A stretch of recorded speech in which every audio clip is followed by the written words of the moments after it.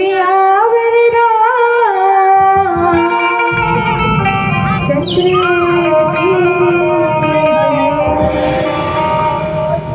मोर भक्ति के कर सोते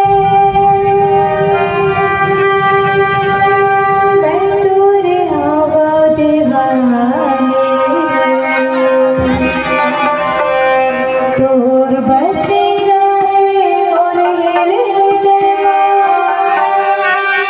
तही मोरे जिंदगानी बोले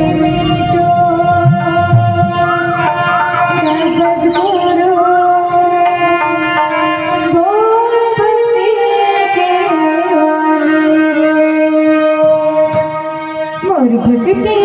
कर सुवते मैं तुझे हवा दीवानी भक्ति के कर सुवते मैं तुझे हवा दीवानी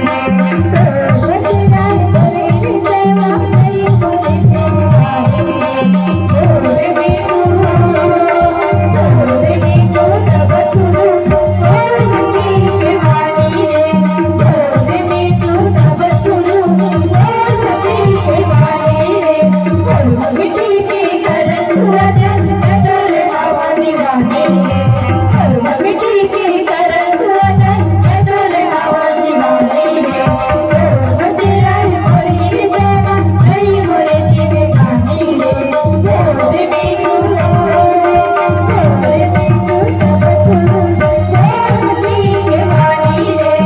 तोरे भी तू तब तू भक्ति के वाणी तब